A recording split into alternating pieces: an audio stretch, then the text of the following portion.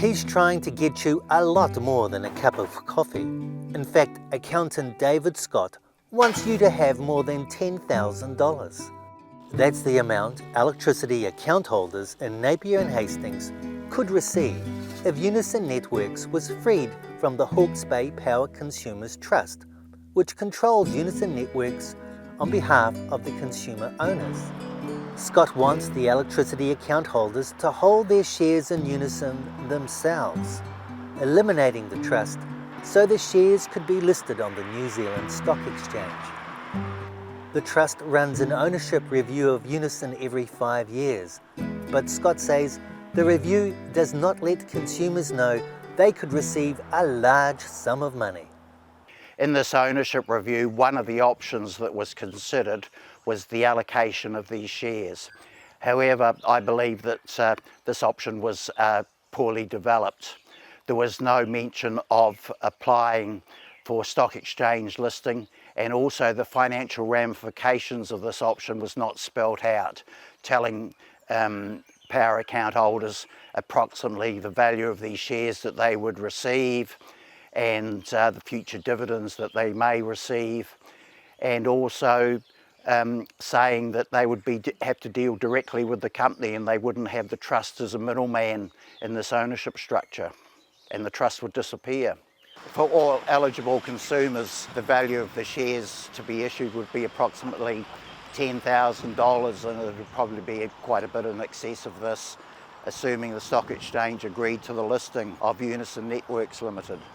The Trust Chair presents a catch-22 for educating consumer owners about the value of their shares in the Lions Company.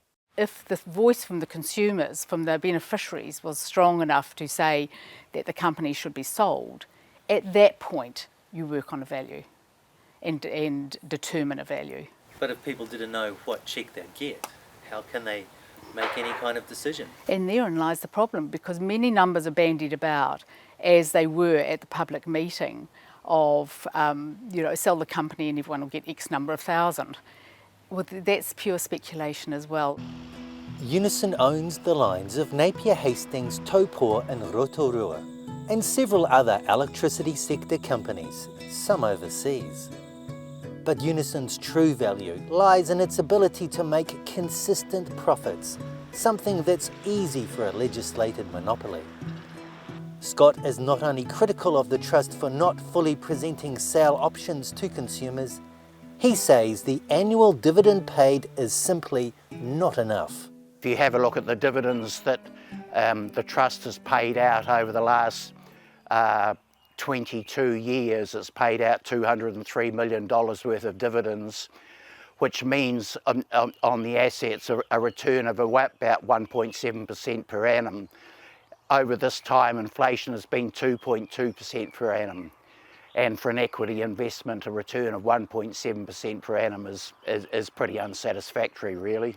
Well, look, figures are always hard to work with, Patrick, when it comes to values and rates of return. And we are always very mindful of returning to the consumers a reasonable dividend, because this is a long-term investment. Having the trust is intergenerational, and that's the value of it for Hawke's Bay power consumers. We get concerned if it doesn't feel right, but each year we distribute a return and push the company to provide us with a dividend that is reasonable. How is below the rate of inflation reasonable? Well, at this stage, if those are the right figures, because as I say, figures can vary and figures are very open to interpretation. Well, it's straightforward. It's the return on equity, so what the company is worth. Yes. Its book value, and how much it pays to the trust, the percentage of that. And therein lies the problem. What is the book value of the company? And this gets debated around the table, as it did at the annual meeting. And to put a value on a company at any one given time is just pulling a figure out of the air quite often. And I'm not prepared to go into that conversation at this stage. The annual meeting Curtin refers to is its presentation of results to shareholders. Scott was the only electricity consumer not being paid to attend the meeting, which comprised mostly Unison staff. The lack of engagement is further proof, he says, that the trust is asleep behind the wheel. You had no social media engagement though, did you? No, we didn't this year, and that was a slip of ours. However, once again, if people had wanted to know, there was awareness through the newspapers. If they'd wanted to know more detail, they were directed to the website, and they made inquiries that way, which indeed one person did. And we've also had a number of phoned-in apologies that were noted at the meeting.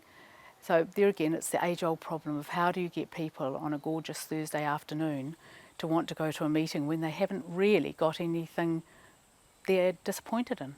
The Trust combined its financial accounts with Unison's for the meeting, which Scott says makes for an opaque barrier between the consumer owners and the company. Yeah, how much do the trustees get? Oh, that's transparent. I think the chair is on 42,000. I think that, well, ballpark 42, and the trustees on 21,000. And how many meetings a year are there? We have about 10 meetings a year. However, we've in one public meeting. Occasionally, when there's a burning issue, we might meet more regularly than once a month. And occasionally, when there are no burning issues through a quiet time, we'll do email exchanges over what's required and miss a month of actually formally sitting around the table together. Curtin later said she actually received $46,000 as chair and the other elected trustees $23,000. Curtin is a former Hawke's Bay District Health Board member. Board members received just $21,000 a year for steering the region's biggest employer with a $500 million budget. Scott wants to remove the Power Consumers Trust and let the consumer owners become shareholders, to whom the Unison directors would be answerable to, which is the usual corporate structure. For now, Scott is a man alone in his quest to make consumer owners receive more for their ownership stake in the highly profitable Unison networks. He started a Facebook page called Free Unison, hoping to rally like-minded people so every Napier and Hastings household could have access to at least $10,000. Patrick O'Sullivan, Local Focus.